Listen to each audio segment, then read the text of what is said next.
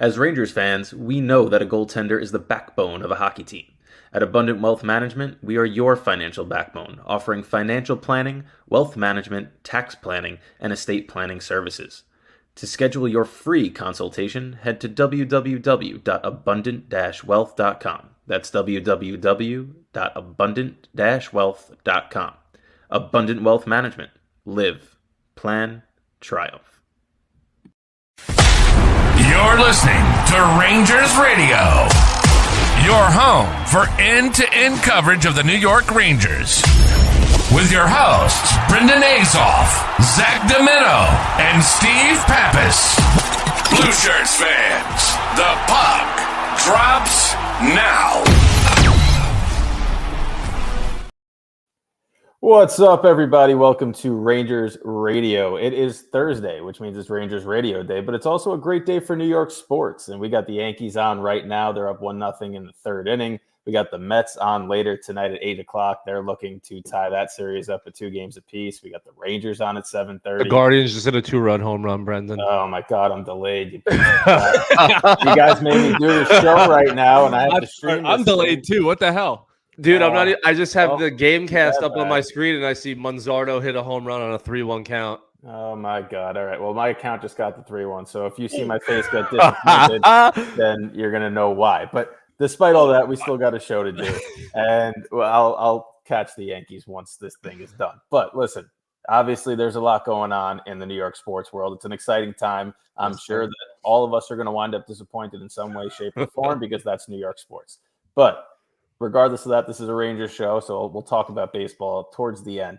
But the Rangers do have another game against Detroit tonight, the second of a home-and-home. They're 2-0-1 to start the season, and it's just – I know, Steven, you're going to talk about it, but the 5-on-5 play has definitely been inspiring for the first couple of games, and we'll see if that can last over 82 and through the postseason. But for 3 games, you can't really ask for a better start outside of the hectic game that was the Utah Rangers game in the second game of the season. It's been pretty good so far for the New York Rangers. We love to see it, and I know I sent it earlier. The Rangers, I think it was 77 scoring chances so far. Yep. The league average is 62. So at 5-on-5, so their 5-on-5 play has been very good. They have, I don't have the numbers in front of me, but the majority of their goals have been at 5-on-5. They have, I think, 3 power play goals and 1 empty netter. So, take 4 of the 15 that they've scored out.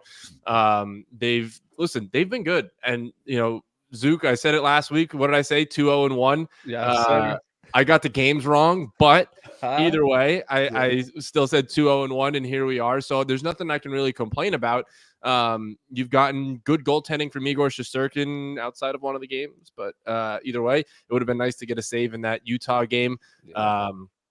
But all in all, there's really nothing you can complain about through 3 games because it's only 3 games. Like, you're not sitting here at Colorado when you're 0-4, Nashville who's 0-3. Like, you've got 2 wins on your belt. You have a win against what should be a good team in Detroit, and I feel like your goalie bounced back very well in that game to be able to kind of steal you a win. You're probably going to have Quick playing tonight, and the 5-on-5 play is just such a breath of fresh air. And I know last year it started the same way. They were good at 5-on-5, then kind of regressed back to being a power play specialist team. But, there are 2 teams here that they've played in Detroit, and I think Utah should be a good team. Like, they have a lot of good talent on that roster. They are able to compete. If they're going to score 4-5 goals a night, then you don't need Shesterkin to be the world beater that he is. But at the same time, you still kind of want him to make some saves, especially in that Utah game. Yeah, the start of the season really has been, I guess you could have gotten 3-0-0, but besides that, as good as you can expect from the Rangers. I mean, one way to describe them, which is kind of the best case scenario, is you could describe them as having the best top 9 in hockey when Hedl is healthy, the best defensive pair in hockey. If you look at the stats over 3 games, Fox and Keandre Miller are, and we all kind of predicted that coming into the season, with the best goaltender in hockey. So, if you're just describing a team and, You don't think about the Rangers jerseys because people love to hate on the Rangers and stuff like that, including Rangers fans. We're the worst of it. But if you just describe any team the way I described them, the deepest and maybe most talented top 9 with the best defensive pair and best goalie in hockey, how is that team anything other than a Stanley Cup final, Stanley Cup contender, and a Stanley Cup favorite, not just a contender? I mean, everything that we could have predicted as a best case scenario is kind of happening, right? Hedel has made it that we really have a top 9 versus a top 6. And Brendan, I know you weren't here last week, but me and Steven kept harping on that, like how important it is for the difference between a top 6 and a bottom 6 versus a top 9 and a bottom 3. Then we were also talking about how Keandre and Fox, with a small sample size, we've always seen that they've played well. And lo and behold, the stats through 3 games show that they're literally the best defensive pairing in hockey if you look at certain stats. And Igor's Igor. Like, look, he's going to have games like he had against Utah where he lets some in that he doesn't want to. That's just who Igor is. And I feel like sometimes during the regular season that happens. In the playoffs, we know what he's going to be. Like signing Igor, like Igor off the ice is a much bigger worry than me for Igor on the ice. And I'm not worried that much with him off the ice. But if we make the playoffs, I know what I'm getting from Igor. If we lose a series, and it's going to have absolutely nothing to do with him. And if we win a series, it's probably going to be because of him. Yeah, we'll talk more about Igor towards the end because the news just keeps on coming out that keeps making that a conversation topic, even though we all try to avoid it. But, Steven mentioned the 5-on-5. You mentioned Philip Beadle. And Philip Beadle, you knock on wood every single day that he stays healthy, but he really does deepen that lineup. And that third line, especially at 5-on-5, has been so dynamic. They have the puck almost every shift in the offensive zone. But as of yesterday, Jay Fresh put out that chart. He's always putting out different types of charts. And the Rangers are 4 goals expected at 5-on-5 per 60 minutes, which is the best in the NHL right now. And almost a full half goal better than Carolina, which if you told me through 3 games that would be the case, I would laugh at you based on how they've been at 5-on-5. But the reality is right now they're averaging 5 goals a game through 3. And their power play really hasn't clicked all that much. It's been getting goals here and there. I think they have 2 on the season, but it's not been the efficiency that they've come to expect. And when you have 5 goals a game, that means you're getting a lot of 5-on-5 offense. So it's been great to see from that regard. Igor Shesterkin, when they win, looks dominant in the OT loss. He made that great save in overtime. But outside of that game was one of those where you just kind of sit back and go, there's going to be a lot of goals. You got that feeling early on. And whenever you have Keandre Miller dumping a puck in and it goes off the stanchion and goes in, it's like, okay, that's what we're doing today. So that I give him a pass for that game. But it's refreshing to see. But Steven, Jonathan Quick is getting the start tonight. I believe that's confirmed against former Ranger Cam Talbot. So we'll see how Quick jumps in, how he plays his first start of the season. And it's always hard to beat a team twice in a 2-game span. But they've had a couple of days in between them. And we'll see what they can do. They should beat Detroit again, and you should be looking at a 3-0-1 start to your season, which is what you can expect. Yeah, I think the wild card obviously is Jonathan Quick. Are you expecting him to have the same type of season that he had last year where he was plug and play? He's another year older. It's just it'd be unfair to expect him to put up the same numbers that he did last year. I think you could expect some sort of regression back to the mean for him. But the Rangers' schedule to start the season hasn't been overly difficult. I know they go to Toronto on Saturday, which is going to be a great measuring stick game 5 games into the season. But you look at this team and the way that they're constructed, and we've talked about it so much, right? This top 9 being as good as it is with Hedel being healthy and Kakko and Cooley being the players that they are. Which is almost you good over there? My glass just almost someone else hit a home run. Yeah, no. Then I would be throwing my glass. It just almost fell. But you have a situation where you look at Colorado, right, where they're so top line heavy and they're struggling to do anything at the moment. And you sit here and you're like, oh, Colorado's supposed to be good because of the crest that they have on their jerseys, and that's just simply not the case. The Rangers, have been one of the best teams in the NHL over the last 3 years, but also have the pieces to continue that this year. Like you guys said, they're better than Detroit. So, it's tough to beat a team twice, especially one of them going on the road. But there's no reason they can't. I'm very excited to see Jonathan Quick, and I say that knowing damn well I'm watching the Mets all night, so it's going to be tough for me to watch much of the Ranger game. But you know, the start of this season has been a huge, like, I don't want to say weight off the shoulder, because again, it's very, very early. But I would have been, with all the offseason talk of Jacob Trouba, with all the offseason talk of Igor Shesterkin, like, there was plenty of excuses that this team could have had to come out and lay an egg through 3 games, or, not look good. Even the game that they lost, like, their offense looked good.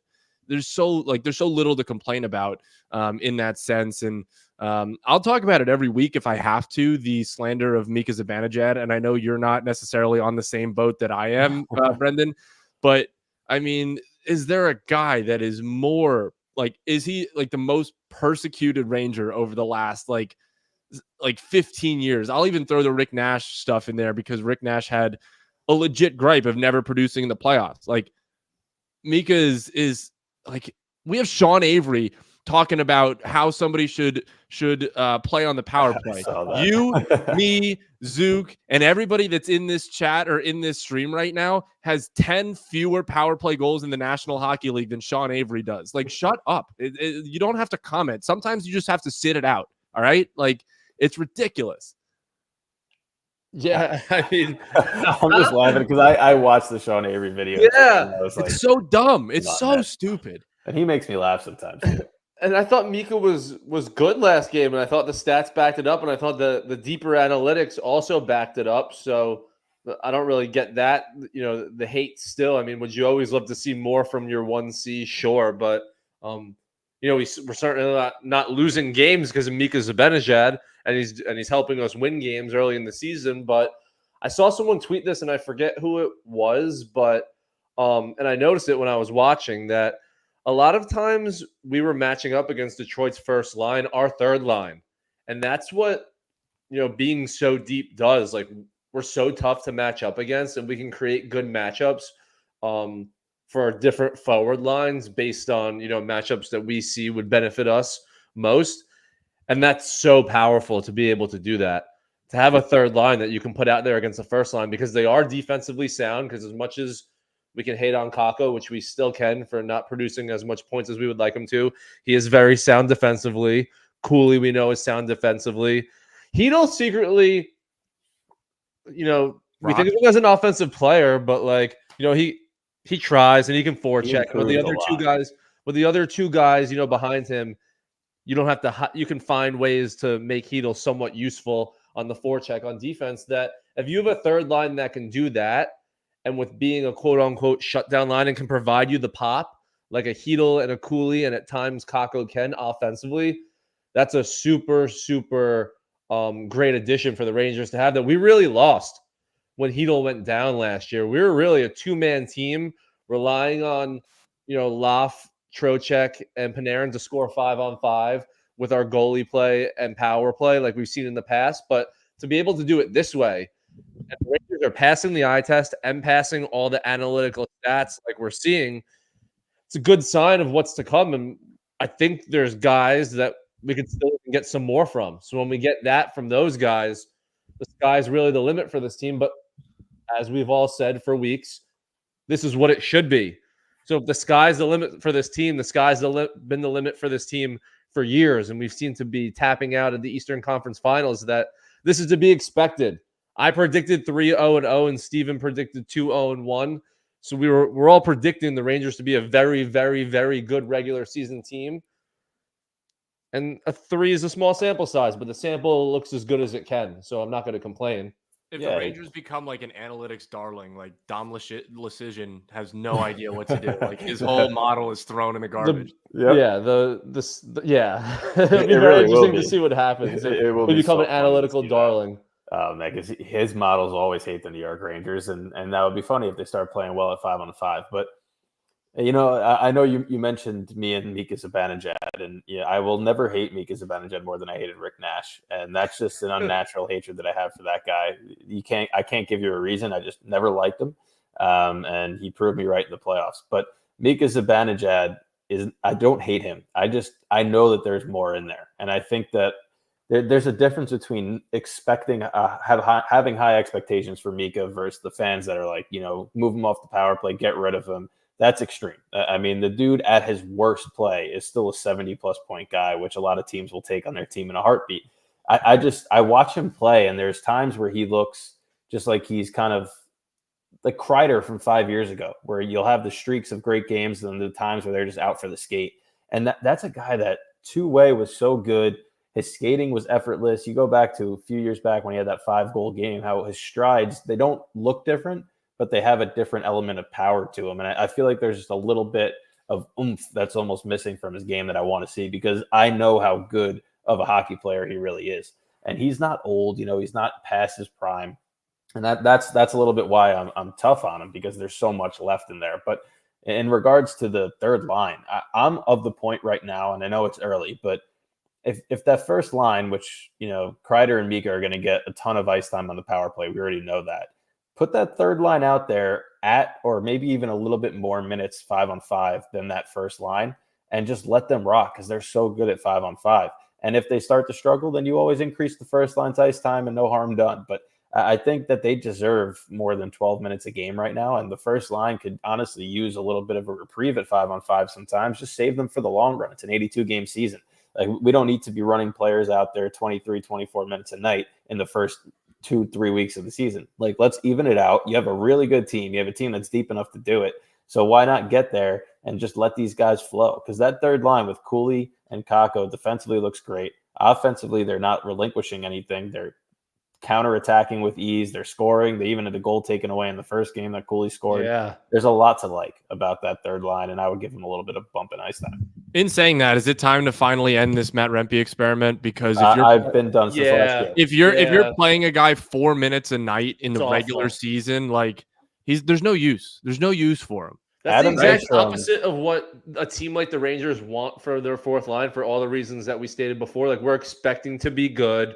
We should be every minute or two we can save from the top three lines, because we don't plan on playing 82 games. We plan on playing at least 98 games, right? Like, so the difference between a guy who plays 4 minutes a night versus 7 is actually a big deal for this team in my mind, and it just totally messes with the flow of the game when he takes off shifts, and you either have to double shift guys if you want his line mates to play, or you see guys just taking one shift off and then that line back on the ice.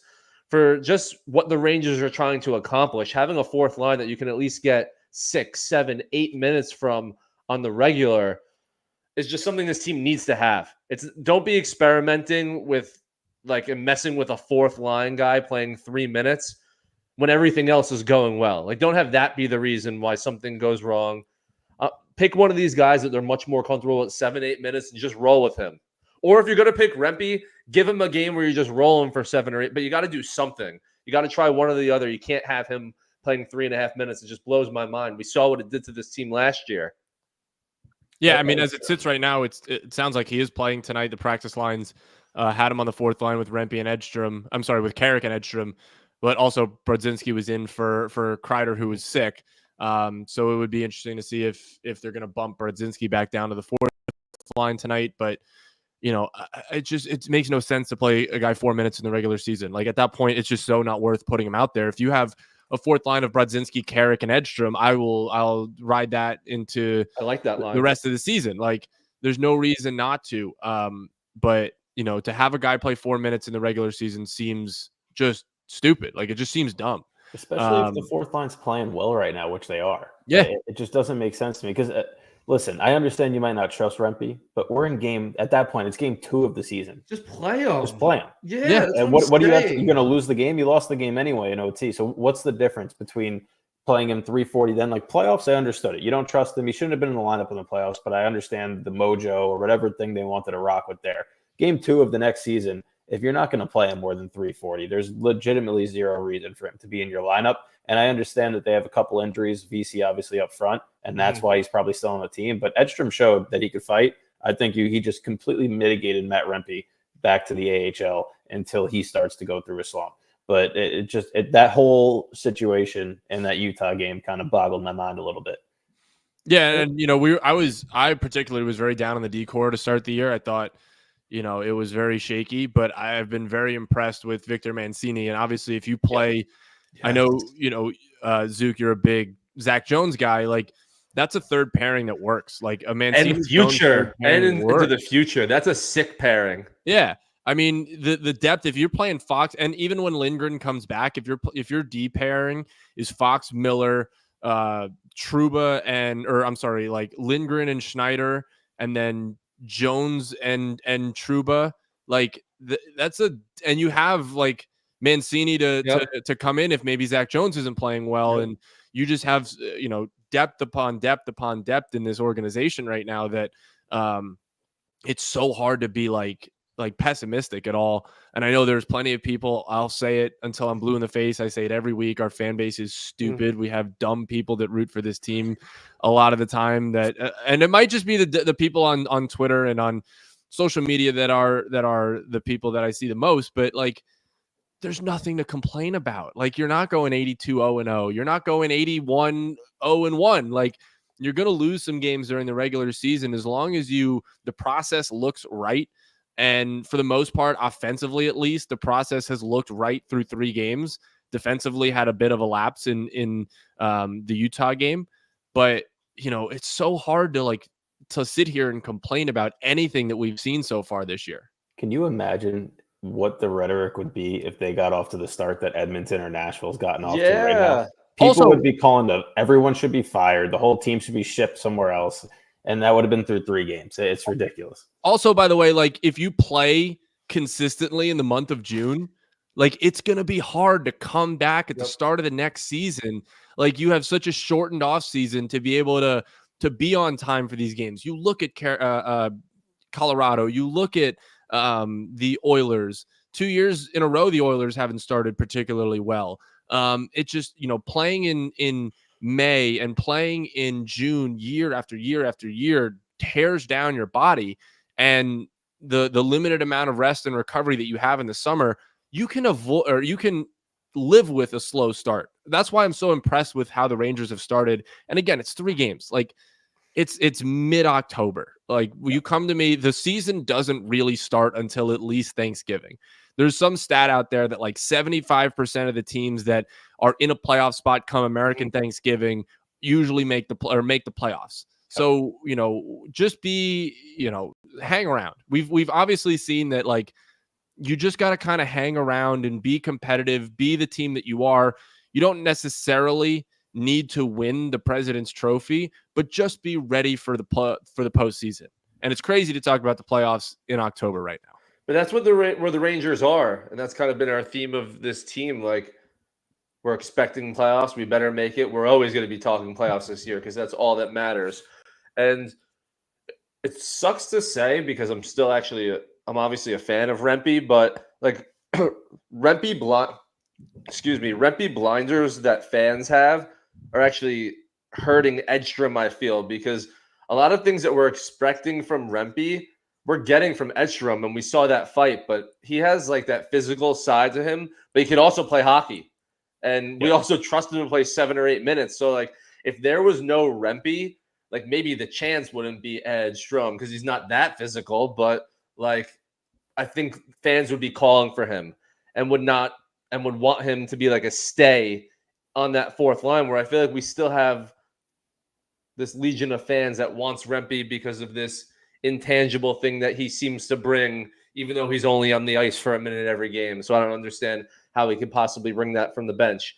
And to keep harping on this 3rd line, because they're one of the best lines, if not the best line statistically in hockey right now when you talk about analytics and plus minus. They're +4. Cooley, Hedel, and Kakko. Keandre Miller is also +4. Adam Fox, Zach Jones, and Braden Schneider are +3. And that 3rd line for being +4, probably if you looked at expected plus minus, they're probably like +100.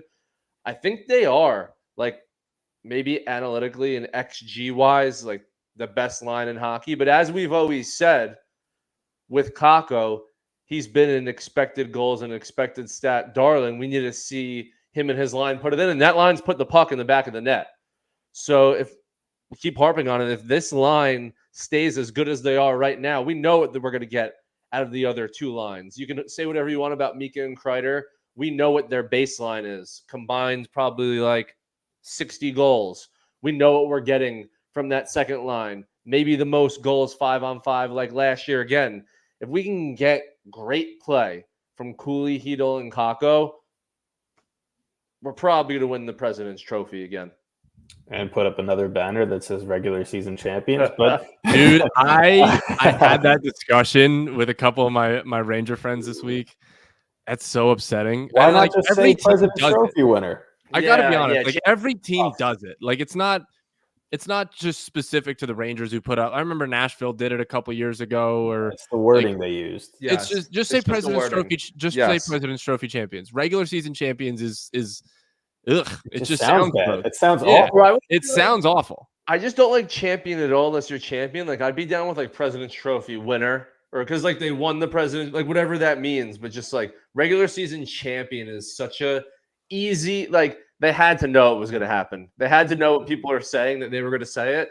And as a fan, all I can do is be like, yeah, if it was another team that we hated, I'd be saying the same thing. But this is what I tell people all the time. Like nobody's going to chirp the Rangers more than Rangers fans. I don't think there was a single Rangers fan that was like, "Yeah, let's go regular season champions." No, we hate that shit. We haven't seen a cup since 1993-94. I've never seen one because I'm not that old. So I mean, I know that we're sitting here like I think Zook, you might have been the only one. But how old were you?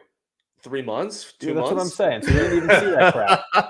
My dad was at Game 7. I was at home with my mom. That's a great story, but unfortunately, it doesn't pertain to any of us that are talking right now on the screen. And we're sitting here like, but nobody gives a shit about the regular season. So Rangers fans hate that more. But tonight they played Detroit again. Jonathan Quick getting the starting goal. What's the thing that you're looking for? Because I know from my perspective, I said it. I tweeted it out before the last game against Detroit. I said you got to mitigate the cross-ice passes, and they did a solid job of that. But the last-minute goal that they gave up to Dylan Larkin in the first.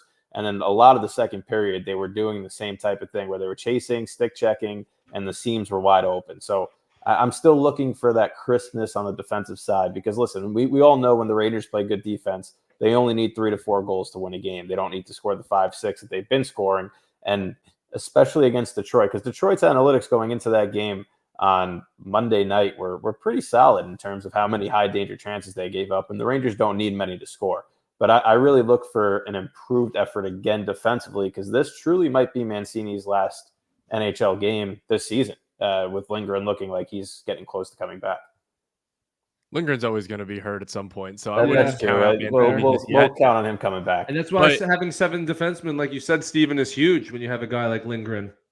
Yeah, and I think like you're right with the cross seam stuff, and at the same time, just keeping those guys out of the slot. Like we've seen Tarasenko be able to let it rip. Like Larkin's got a really good shot. Sider every now and then can let it go. Kane, like just keeping these guys out of the slot because I think that's when they got in trouble. The last time that they played Detroit was just allowing some of these guys, like they scored that goal to make it 3-1 with Riley Smith, and then immediately Tarasenko hits the post, right? Like you kind of have to mitigate the chances that they get right in front of Shesterkin, right in the house, at the top of the slot. It's just you do that, you win the game tonight. You could probably allow a couple of those as well and still win the game tonight if Quick is on. That's just, how good this team is. You could maybe allow 3 or 4 goals and still win this game. We've seen them be able to turn the offense on. So, but ideally you'd like to keep their big guns out of that slot area and just, don't let, even if it's like, it's not Tarasenko, it's not Kane, it's not Larkin. If you, on a 4th line rush, maybe okay, but their big guys need to stay out of that high slot, that house area, because that's what got them in trouble the last time that they played. Yeah, absolutely. And I think that especially tonight, right? You mentioned Quick is going to be in goal, not Shesterkin. Well, we don't know what we're going to get. Like he's the wild card for tonight, but if you score the way you've been scoring, it shouldn't be an issue. And we haven't even talked about the fact that when you look at the Rangers scoring leaders through 3 games, you have Panarin with 7 points, and then there's that guy Jacob Trouba tied for second with 4. So clearly he's better than Fox in every regard. And No, I'm kidding. If you don't know, I'm being sarcastic. He's getting to Fox, dude. He's He- gonna lead the team in points this year. I mean, listen, we know that he put up 50 plus points in Winnipeg, so the offensive side has always been there. I think that if he, what I will say about Trouba is, I think so far through 3 games he's been better. I think that the main improvement offensively, at least that I've seen, is instead of taking these big slap shots from the point that he doesn't have as much control over, he's taking the slower shots. He's putting them on net. And whenever they go on net, the Rangers forwards have the skill to tip them. And I think that that's really been an improvement, which I've said this so many times. And, it's crazy to me that I know these guys know it in the NHL. But when I was like 6 years old and I was playing hockey, every coach was like, if you're shooting from the blue line as a defenseman, 12 inches off the ice, right? You want to get it past the shin guards, but it wants to be tippable. And all of a sudden, the Rangers are doing that with every defenseman, and it's working. They're getting garbage goals in front, rebound goals, and they're scoring in multiple ways rather than just off the rush. And Jacob Trouba has been a contributor in a lot of those. So, if we're going to chirp him as soon as things go bad, we have to give him some flowers when they're going well. And through 3 games, this is probably as well as we could hope Jacob Trouba looked to start the season. We talked about this last week, Zook, that he was hurt. Like, he was like debilitated at the end of last year. Like, he wasn't as bad. Like, he's not. We just know he's not as bad as he was last year. Regardless of what you want to say about his contract, okay, but even when he's. But why play? This is the I mean, that's 2 different things. That's 2 different things, though. I know it's hockey culture, but if you're that debilitated and you saw how good Zach Jones looked the last week or 2 weeks of the season, just say, okay, let me get another round to rest up here, especially for a deep run. Like, that's the part that kind of really miffs me, man. It's like, why the hell would you be suiting up week after week? Why the hell would nobody on the bench say, hey, why don't you take a game off? Let's see how we look without him. You're not wrong in saying that, but it's just 2 different things to me. Yeah, you could be right with that. Doesn't bother me that much because I like a guy tough it out, but it was clear that, it hurt us. It hurt us, so it was the wrong choice by him.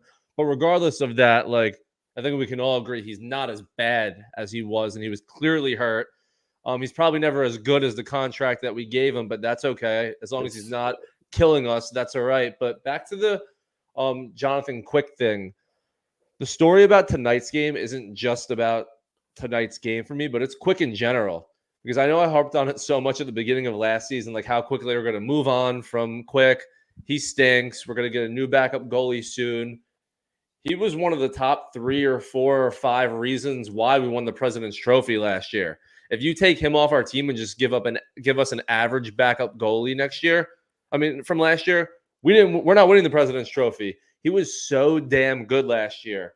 And if he falls off and just becomes still good, and Igor goes through the lapses that he tends to sometimes go through during the regular season, can this team carry themselves 5-on-5 the way we've seen through the first 3 games? So I think he's a really big story for the Rangers, and one that we're not talking too much about, not us specifically, just the fans in general. Like, if he even falls off a little bit and he's just good, what does this team need from 5-on-5? And God forbid he falls back to, like, even just an average backup goalie, which would still be an improvement over what he was 2 or 3 years ago.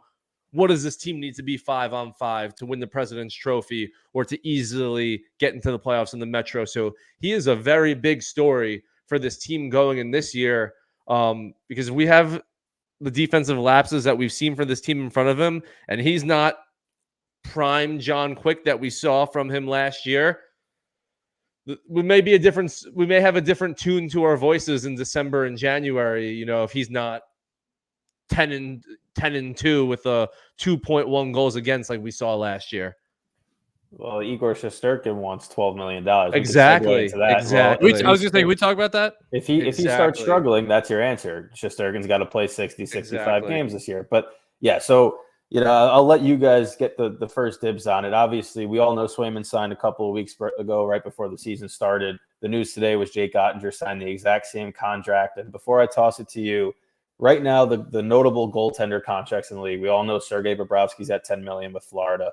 Connor Hellebuck's at $8.5 million per year with the Winnipeg Jets. And then you have Ottinger, Swayman, Ullmark, and Sorokin are all at $8.25 million per year. And the asking prices we know, Shesterkin turned down the $11 million per year contract. So yet again, it starts to circulate. What will he get? What should he get?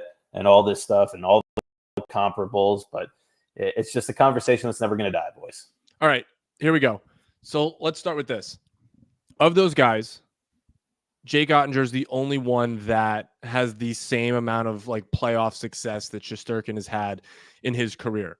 Sorokin, to my knowledge, was he on that team that made the back-to-back conference finals for the Islanders?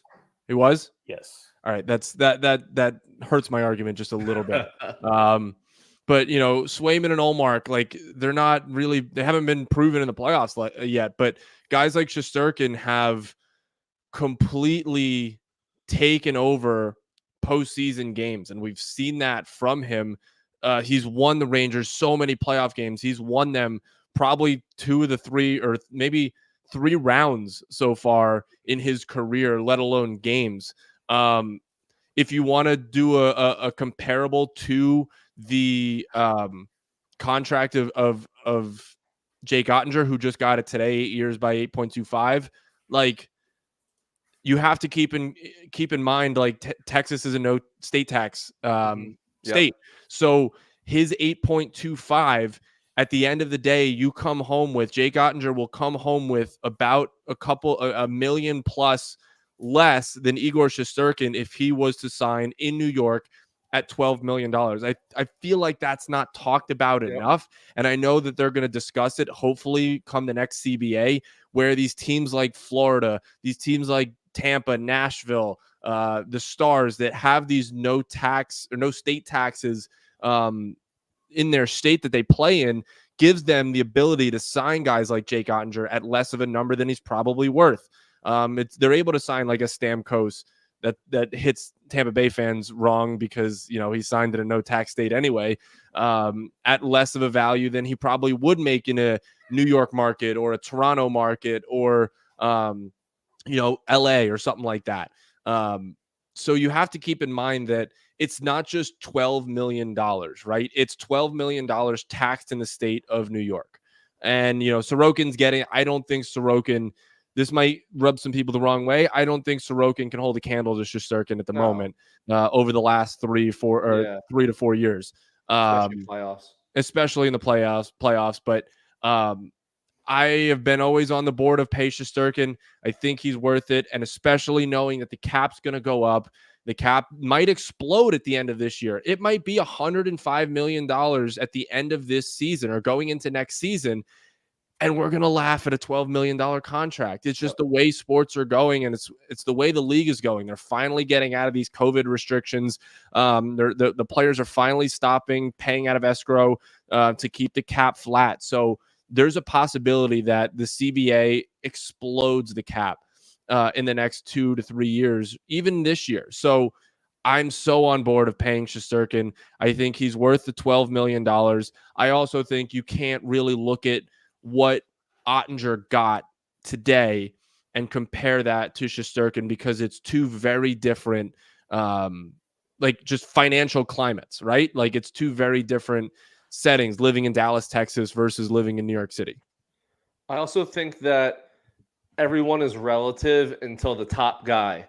And then there's no price that you could have on the top guy because it's such an advantage. It's like, if you're the second best guy, or if you're the third best guy, you can look at what the second and the fourth best guy make and kind of settle somewhere in the middle. But if you're the best, it's such an advantage that there's no price on that. It's not like, the second and third are this far away, so the first and second should. No, it is such an advantage to be the best and then bring into account what position you're playing and what being dominant at that specific position could be. That, again, he's never going to ask for like 20 million, like whatever he wants. It's going to be something in the realm of possibility that the Rangers can do, unless I'm completely wrong and he's out there asking for 14, 15 million, which I don't think is the case at all. But whatever he's asking for, the Rangers should just give to him. So I just also think for like the vibes of this team also, like I think for some of these guys, it's like the last ride vibes. Like if we can sign Igor for a longer period of time, I feel like we all just think that window is still wide open. So I have a question I'll pose to you guys, and I actually sent this into 32 Thoughts because I'm very interested to see what the answer is, and I think I know the answer. But But what stops, like from a player's perspective, right? Shesterkin, part of the hesitation for him might be, and his agent might be that, hey, the cap's going to explode in a year or two, right? Like I might be worth more than $12 million under a new CBA and a new cap system. What stops players and agents asking for, instead of, in Shesterkin, we'll use him as an example, instead of going 8 years by $12 million, why don't you ask for 8 years by 14.5% of the cap? So it continually grows with the CBA and with the salary cap going up. I think the answer as to why that doesn't become the case is that owners and GMs are going to say, hell, like absolutely not, because that just means you're paying more money each year and in and out.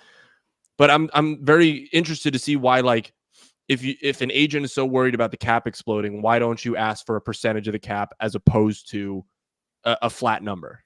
I don't think it's allowed. I think is it not allowed? I think you have to have a solidified contract and cap hit as opposed to a floating cap hit, which would be my guess. It also hurts because, like, just thinking about like the math in my head, like the cap going up then doesn't help a team. Like if you build a team with like where you give away like all your contracts add up to 100% of the cap, like as the cap keeps going up, you don't actually get any more money.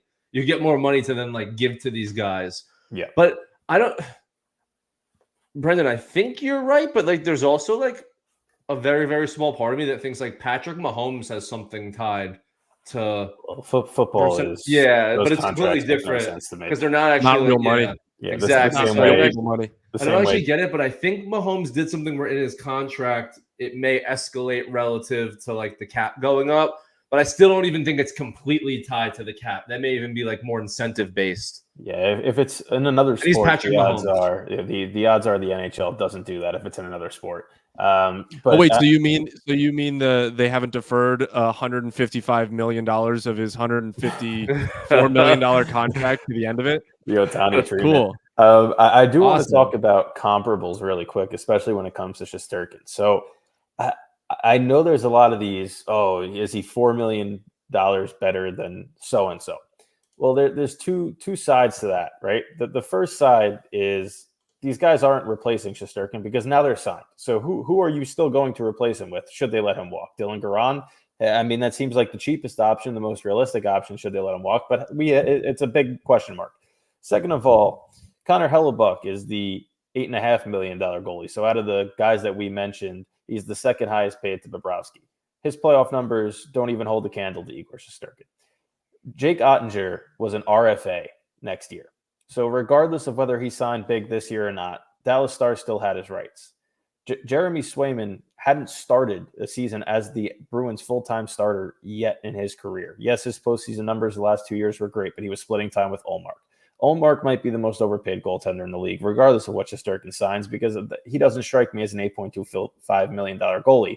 And Sorokin signed that a couple of years ago before his deal was even up. And the Islanders got a good deal there, but clearly he hasn't panned out over the last 2 seasons the way they hoped. Now, I still think he's a very good goaltender, but it's not the level that Shesterkin's been at and been able to sustain.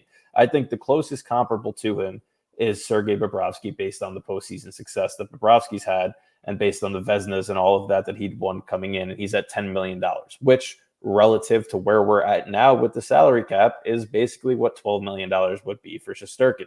So these comparables that people are making to the goaltenders that are just signing now they're not apples to apples, right? They're apples to oranges. They're not the same type of situation. Shesterkin's a UFA. He can choose any team in the league to go to. Ottinger, Swayman, they didn't have those options. And I think that when you're looking at, I don't even know how many times we could say it on this show. It just seems like we're repeating ourselves at this point. But when you look at the postseason success, that's why you have a goaltender. Yep. Right? The goaltender does not dictate how bad a team is, but they dictate how good and how far a team can go. A bad goaltender on a bad team doesn't change much. A bad goaltender on a team that's expected to win the cup completely ruins your chances. A good goaltender on an okay team gives you a chance every night, and a good goaltender on a great team is why the Rangers have made the conference final, because the Rangers haven't been great all the time, but Shesterkin has been in the playoffs, and I don't think that's something you can give up. Now, I'm not saying that and saying if he wants $13 million a year, you have to give it to him, because there's a limit to what you can do as a franchise. but I don't think he wants that. I think if you offer 11.7 and make him the highest paid player on the team, he'll say yes. And I think that's something that I do 10 out of 10 times. Can we pull those contracts up again? Yeah. I want to laugh at one thing. Look at Carey Price still up there. Yeah, I know. That's why I thought I was clicking on like the wrong link when I thought I was clicking on a link from like 2010, but I was like, damn. Yeah, that's absurd. And the whole the Rangers timeline just changes. Outside of Vasilevsky, who on this list has better postseason numbers than Shesterkin? That's Bobrovsky, maybe, because he has the cup. Yeah. Bobrovsky has the cup. I don't know if his yeah. overall postseason numbers beat Shesterkin, but like it's not a comparable, right? I mean, these guys are not the same echelon right now. If you have any GM in the league out of the 32 and you put all the goalies on a list, they're all taking Igor Shesterkin right now, and that's that's his market. So it's not comparable. And I still think it's going to get settled at the end of the day. I think a lot of the talk is obviously talk that has to happen, but I would be very, very, very, very shocked if Igor Shesterkin is not a Ranger. And even if it has to come down to something where like James Dolan is like, I think if it got to that point, like he is not going to not be a Ranger in the future. I think the more important player right now to try to get locked up is Lafreniere. Yeah, for sure. I think that with the way the contracts are going, Steven, you mentioned how the cap is a question mark in terms of how high it can go. That's the type of player where you see it right now with Utah and Dylan Guenther. They got him locked up 8x8, and look how that is paying dividends already for them. If you can get Lafreniere locked up right now at 8x8, which anybody with eyes is seeing, just the confidence level of his game is going nuts right now. Every time the puck's on his stick, you are now on the edge of your seat thinking something's going to happen. Yep. That's the type of player you need to get locked up, because if you sign Shesterkin to the massive contract that he's going to get and you don't lock up Lafreniere prior to that, well, now all of a sudden that becomes a question of, oh, look what Igor's getting. Look what some of my other comparables are getting. And there's a lot more comparables for Lafreniere where he could say, yeah, I'm progressing at a little bit quicker of a rate right now than these guys are. And I'm young. I have 5 years of experience and I'm 22 years old or 23 years old. That's the player where 8x8 needs to be offered now, and he needs to sign that, because that's, to me, the bigger piece of the future, especially when you look at the amount of contracts of the Panarins, the other guys that are going to be off the book soon. Lafreniere's got to get locked up. And if he's okay with 8x8, right? Like if that's the number he wants, you don't walk to go sign that contract. For sure. You went to the table to sign an 8x8 deal for Lafreniere, in the sole purpose that you can see the improvement and you see the cap going up. So again, we say this, I've said this with Shesterkin. You look at an 8x8 deal with Lafreniere, and I think Byfield did the same thing. Did he sign 8x8 or something like that? Maybe like 6.5. I think it was a little less, but it was close. Jack Hughes has like an 8x8. Jack Hughes is the most undervalued player in the NHL. Yeah. Like, it's crazy. It's absurd. But if you honestly look at it, like with his injury history at the time, like the Devils giving that contract, it was a chance both of them were taking, and what a deal for the Devils with everything we're talking about with the cap going up. Every year that's going to look better and better. By the way, let's go through this right now. Back to Shesterkin and Bobrovsky comparison, postseason stats. Shesterkin has played 44 games, a .928 save percentage, and a .241 goals against in the postseason.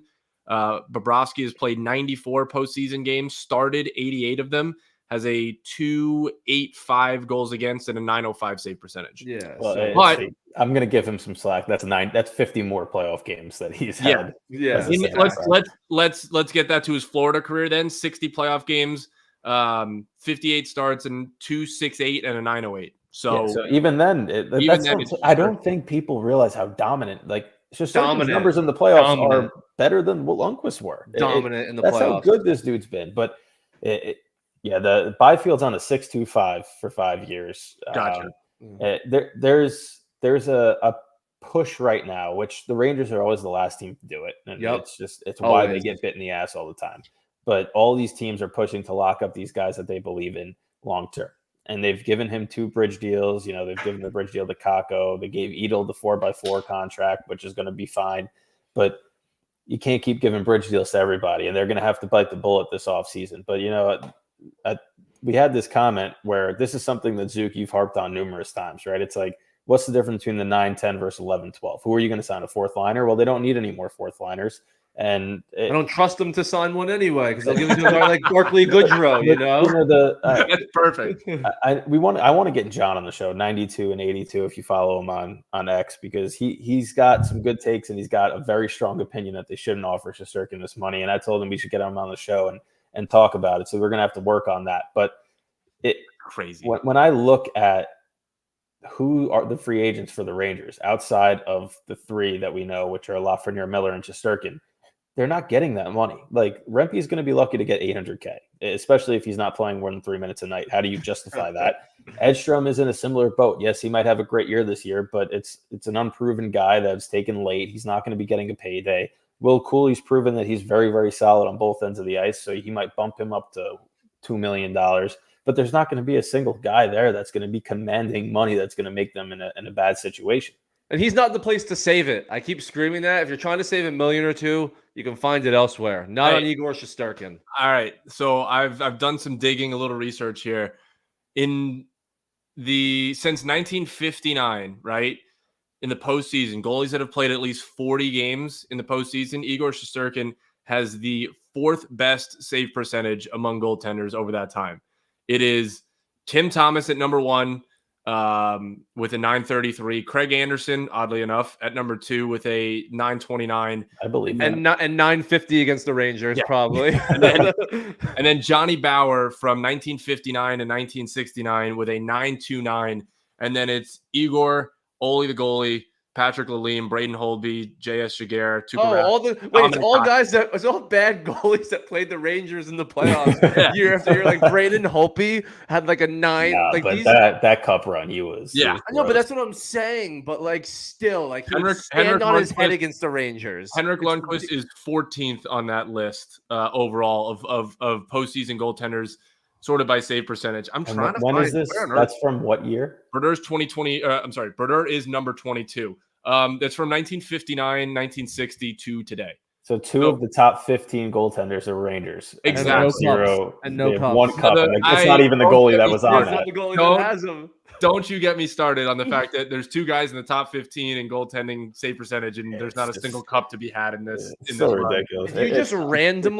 If you randomly generated a rosters for each season with the amount of cap space, one of those teams would have won a cup. Absolutely. You had to perfectly construct the Rangers exactly as they did every year to go all these years without winning a cup with the style of goaltending that they've had. Like, it's honestly like commendable how they've messed this up. Like, it's commendable. Like, if they closed their eyes and just picked random people to fill out a roster, they would have won a cup by now. On a list of 82 names, right? Sergei Bobrovsky's 57th on this list in save percentage, and he has a Stanley Cup. Like, it's so... You know what the thing is, though? You know what the thing is? They're not... It's a weird thing because the people that don't want to pay him, after we do pay him,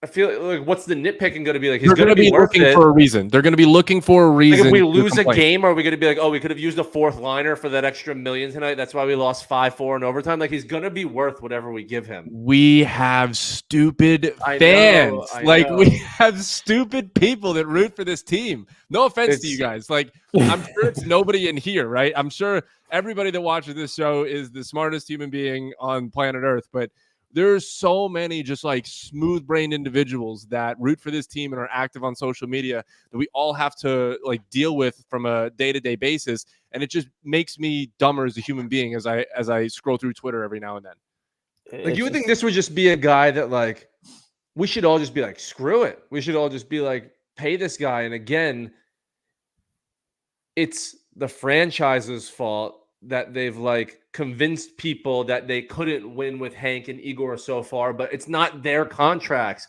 It's, you can look at other contracts on the team or how certain other guys performed at certain times relative to their contracts, that it had nothing to do with the money that they were paying 2 guys that easily they should have won a cup with. It's just crazy. Forward on the Henrik Lundqvist teams. Matt Zuccarello or Rick Nash? That's what I'm saying. The reason the Rangers didn't win a cup with Henrik Lundqvist wasn't because of Lundqvist making $8 million. No, it was because the dog shit. The teams were dog shit around him. And they kept paying, and they're so loyal. So like, they don't want to pay Lundqvist, but like old like defensemen that are dying out or forwards that maybe have lost a step, we'll hand out top dollar to. But to a goalie in the middle of his prime that could carry us to win playoff series, like we've seen, we're going to nickel and dime him. Like, we got to learn how to do business a little better with how we're handling our money. My favorite part of this whole dialogue, right, is everyone says his regular season has been, a top 10 goalie, but not the Vezina caliber since that year. But his postseason's been so dominant that we don't want to pay him $12 million.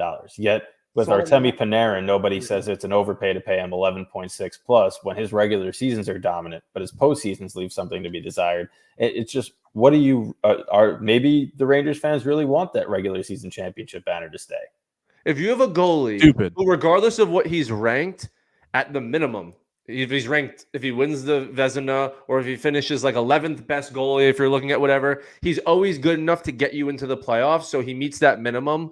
Plus, when he gets there, he's the best. What are we talking about with value? This isn't a guy like Madison Bumgarner that like could suck some years during the regular season. And if the team gets him into the playoffs, he's going to show up. At the minimum, Igor, regardless of how he plays during the regular season, is probably getting you into the cup if he plays 55 games. And then once he gets there, he automatically becomes automatic. This should be the easiest negotiation of all time, unless we're all wrong and Igor is asking for 14 or 15. But if Igor is asking for 12, like, sure, maybe we give him 11 and there's a little bit of negotiation, but this needs to be done. And it needs to be done soon. And as excited and like I'm getting, like, I'll still sit back on the fact that it is going to get done. I really feel so. I feel that way. I'll put this out there right now, and it's a bold, and not really it's a bold claim, but I will say that if we look at this contract and he signs at $12 million, if we look at this contract 4 years from now and say, oh, that was a mistake, like that, like he's not worth the $12 million at an expanded cap, I will let you pick the punishment that I have to do, whether it's sit in an IHOP for 24 hours, like just one of those fantasy football punishments, because it's as sure thing as you can get at the moment in the National Hockey League. Pay the man his money. Literally, he's like, the only way it goes wrong is knock on wood if he gets hurt, and you have that risk with anybody. Literally anybody. It's sports. So like, if that's the only, it's like a no-brainer. We will never, if he plays all 4 seasons, there's a 0. I'll do whatever. Yeah, same thing with me, because there's like a 0% chance that he's not worth every penny we give him if he plays hockey. All right, let's finish this show with some baseball. For the next couple minutes. I'm going to go watch the Yankees lose. But we got games going on. This is an interesting take here. I'd like to hear your thoughts here, Brendan. I don't want to put my Yankee fan, I don't want to put my thoughts online and have it public. Fair enough. Well, he's just I don't get my him. words are not going to be controlled. It's pathetic. I think it's crazy. You just get pitched so much, like you get pitched so different in the postseason, and you see it like you see the same team over and over. And granted, like you play wild card round, you play 3 games, but they're a heightened 3 games. Yep. It's a heightened 5 games, it's a heightened 7 games, to the point where, sure, in the regular season, guys got charts on you, like they know where to pitch you, but they're not hyper fixated on your weak spots. And I feel like that's what's being done to Aaron Judge every single time. Like, to his fault or whatever, like he doesn't get the low part of the zone. Like he does not get the low part of the zone. But they call strikes on him. The whole regular season, he took those pitches. Like he was laying off those pitches, taking his walks, and letting the pitchers. Can I go back to hockey for 1 second? Because my dad just texted me, and then we'll go to baseball, because I actually do love this baseball conversation. Are the Rangers strictly on Hulu tonight and off MSG? It's ESPN. I think Plus, ESPN Plus. But and like, Hulu. don't they sometimes still carry that on MS? They have certain games that are blacked on. Blacked out on. My dad's like, "What channel is the Rangers on?" I go, "I think Hulu." He goes, "What the fuck is Hulu?" That's such a dad thing to say. And the funny thing is, I know him and my mom watch Hulu, but it's just clearly my mom just controlling like the streaming, and she's like all into that. My dad's just sitting there, probably thinking he's watching cable, on and he sits there. He probably thinks he's watching cable. That's awesome. That is awesome. But yeah, it's. I gotta give a. You go. I don't want to talk about the Yankees. So. No, I was just going to give a shout out to my dad. He's got COVID right now. So, there you go. Well, hopefully he gets COVID. The thing about Judge I don't get is like, yeah, you get pitched tougher, but he goes from being like the best to literally the worst. And we're talking like all-time numbers. Man.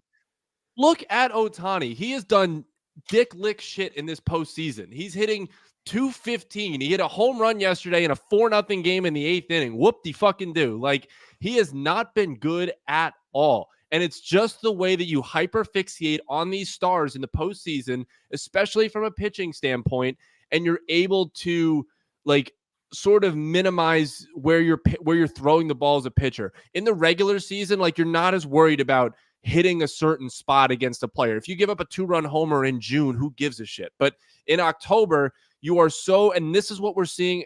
I don't even want to say that's what we're seeing with Francisco Alvarez because he swings at everything. A fastball a little high and he swings under it. Yeah. If you look at a guy like JD Martinez, like, he is so vulnerable low and away with an off-speed pitch with a breaking ball that's all he's going to see. And you're seeing that with Jose Iglesias too. Like, he has weak spots in his zone that everybody's been able to like fixate on to where he's now a 200 hitter again. Kind of done with him. Yeah, I'm kind of done with him. He was good and his songs are right, but like you just like you're saying, he has a spot now. Song's a bop. What are you talking about? It was a great song. Throwing him that breaking ball and he's just like lunging at it and swinging at it. And it's like, once you figure it out, it may have run its course. And I know McNeil may not be completely healthy to be able to play a 9-inning game, but I mean, if Iglesias is also going to boot some in the field, like, he's got to get it going, or else short leash for everyone tonight. Freddie Freeman's out tonight, so I know, but like Nimmo's dying. Nimmo's dead out in the field. Like, he's got no foot. He said he's going to be in a walking boot. I wonder if he has to DH. I wonder if he's going to have to DH. If McNeil gets healthy, you can throw McNeil in left and DH Nimmo. That's what I think their plans are to do. But yeah. And that's okay, because that also lengthens the lineup. But like, they got to make a decision with that soon, because they said it wasn't impacting him in the plate. And then during his last at bat, when he was twisting his back foot, it started bothering him. If that becomes the case, you just got to take him out of the field. That also means you have to win games to be able to play more games. And so I listen, as great and as magical as this run has been, I think it's starting to wear out. I think the Dodgers are just a more talented team. I said it on this show last week when we talked about it. Do not let Ohtani beat you. Do not let Freeman beat you. Do not let Betts beat you. If you're going to get beaten by Kike Hernandez or Gavin Lux, like, then congratulations. That's just what it is. And that's what it's been, right? Like, the top of the order has, outside of maybe parts of game one, and that was more because your starting pitcher couldn't find the zone to save his life. Oh my God, but I'm scared. The top of their lineup has not done a whole lot in high leverage situations. It's been Kike Hernandez. It's been Gavin Lux. It's been Tommy Edman. Like, yeah, I hate that guy, dude. Why is it always those guys against the Mets? Like Trent Grisham in the Padres series. That's how you win in the postseason. I know. Your stars have that guy. This is a PSA to Yankee fans right now. This is a PSA to all Yankee fans right now. You win in the playoffs on your depth, because they are going to mitigate your stars as much as humanly possible. You win games on your depth. And I feel like that's why the Mets have been able to be successful this year, because they've gotten contributions out of their depth while also getting contributions at the right time out of their star guys. Like, Alonso hasn't particularly had a great playoff, like in the long term. He's hit big home runs. Lindor hasn't necessarily had a great offensive postseason in the grand scheme of things, but he's hit home runs and gotten hits when it matters. I thought I was going to hit a grand slam last night. Consistent. Yeah, the only guy that's been like consistently on it this entire postseason for the Mets has been Mark Vientos. So good. 8 for 100. 8 for 100 this offseason, Steve. He's making $850,000 right now. It's crazy. I'm sorry, $500,000. Everything we thought Alvarez was going to be offensively, Vientos has turned into him. Vientos has turned into a pretty solid third baseman as well. So he's definitely, a cornerstone. Like, he's becoming a cornerstone player for the Mets, like a number 2 hitter, like where you put your best guy. Like, Lindor Vientos is really, really good. All right, we've yapped Mets enough. I don't know if Brendan wants to talk Yankees. I'm going to go watch it, because I like to get my misery out, leading up to the Rangers game, and then let them bring it back after a period and a half. My dad's bitching about Hulu right now. I got to go call him and help him. Listen, I get it. At least you guys aren't Jets fans and ruin the New York City vibes on Monday. So No, Take yes, solace in that. thank God for that. But 7:30 start, so just under 30 minutes away from when the Hulu. Rangers and Detroit will be playing. And yes, it is on ESPN Plus and Hulu for those that don't know. So if you're looking at MSG, it's not going to be there. Enjoy the game, everybody. We'll talk next week. See you guys. Go Mets.